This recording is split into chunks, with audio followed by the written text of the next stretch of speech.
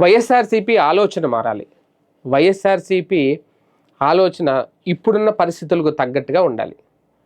ఇప్పటికీ కూడా జగన్మోహన్ రెడ్డి గారు కానీ వైసీపీ కానీ ఓటర్ల మీద కోటి ఆశలు పెట్టుకున్నారు. రేపు లోకల్ ఎలక్షన్స్లో విజయం తమదే అని చెప్పుకుంటున్నారు. కానీ ఓటర్ల మీద పెట్టుకున్న ఆశలు ఏంటనుకుంటున్నారు? ప్రభుత్వం మీద పూర్తి వ్యతిరేకత ఉంది ప్రజల్లో.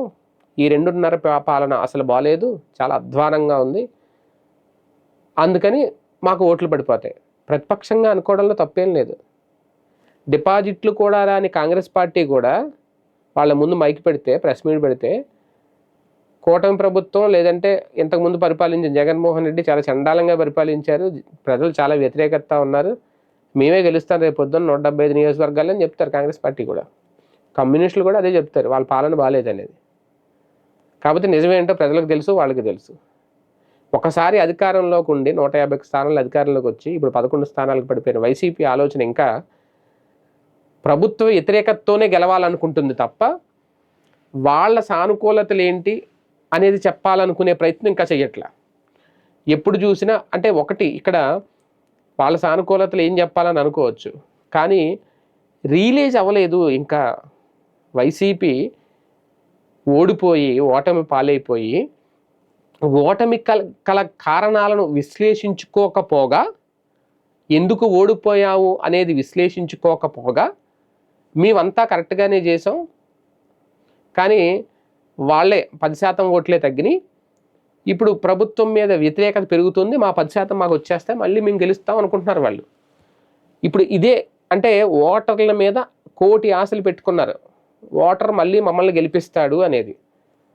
కానీ ఓటర్ మరి మొన్న కూడా అలా అనుకుని వైనాట్ 175 అని వెళ్తే లేదు మీకు 11 చాలు అన్నారు. మరి చేసిన వెంటనే గెలిపించుకోకపోతే, ఓటరు వైసీపీని గెలిపించకపోతే, ఇప్పుడు ఇన్ని రోజులైంది ప్రతిపక్షంలో ఉన్నారు, కనీసం అసెంబ్లీలో కూడా వెళ్ళట్లేదు, ఒక పక్క అరెస్టులు జరుగుతున్నాయి, వైసీపీకి చాలా వరకు క్యాడర్ దూరం అవుతుంది, వైసీపీకి సోషల్ మీడియా బలం కూడా తగ్గుతోంది, ఇన్ని నెగిటివ్స్ ఉన్నాయి.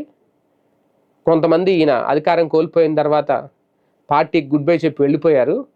ఒకప్పుడు జగన్ వెంట తిరిగిన నాయకులు ఇప్పుడు జగన్తో లేరు. విజయసాయిరెడ్డి గారు లాంటి వాడు ఎప్పుడు జగన్తో ఉండేవాడు, ఆయన వెళ్ళిపోయాడు. ఎన్నికలకు ముందు ప్రజల్లో తిరిగిన జగన్మోహన్ రెడ్డి వెంట ఉన్న వాసిరెడ్డి పద్మ గారు, అప్పట్లో మహిళా కమిషన్ చైర్మన్ గారు చేశారు, ఆమె వెళ్ళిపోయారు. ఒంగోలులో ఎంతో దెట్టైన బాలినేని శ్రీనివాసరెడ్డి వెళ్ళిపోయారు. ఇలా చాలామంది ఇంకా జగన్ వెంట ఉండి జగన్తో నడిచిన వాళ్ళు ఎప్పుడైతే విజయసాయిరెడ్డి గారు వెళ్ళిపోయారో అప్పుడే మెయిన్ నెంబర్ 2 అనేవారు అంట. ఓకే, నెంబర్ 2 అనకపోయినా ఆయనకు అది ఉంది, ఆయనే వెళ్ళిపోయారు, అలాంటి వాళ్ళు వెళ్ళిపోయారు.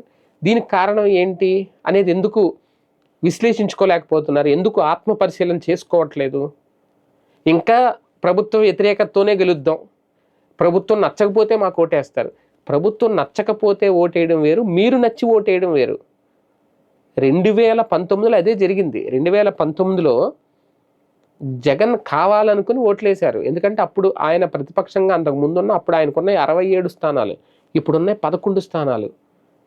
పరిపాలన చూసిన తర్వాత వచ్చినవి 11 స్థానాలు, పరిపాలన చూడకముందు కావాలనుకుని వేసినవి 67 స్థానాలు 2014లో. తర్వాత మళ్ళీ 151 స్థానాలు పరిపాలన మళ్ళీ చూడాలి జగన్ అని. అది పాజిటివ్ ఓటింగ్. అక్కడ చంద్రబాబు మీద వ్యతిరేకత అనేది కొంతే, కానీ జగన్ కావాలి అనేది మరికొంత. ఇప్పుడు 11కు పడిపోయారు. ఇప్పుడు కూడా ఇంకా నేను ప్రభుత్వ వ్యతిరేక ఓటు మీద ఆధారపడతాం, ప్రభుత్వం మీద చాలా వ్యతిరేకత ఉంది, అదే మమ్మల్ని గెలిపిస్తుంది అనే ఆలోచనలో ముందుకెళ్తే మరి రేపు స్థానిక ఎన్నికల్లో సక్సెస్ అవుతారా, తర్వాత ఎన్నికల్లో సక్సెస్ అవుతారా? ముందు స్థానిక ఎన్నికల సంగతి చూడాలి.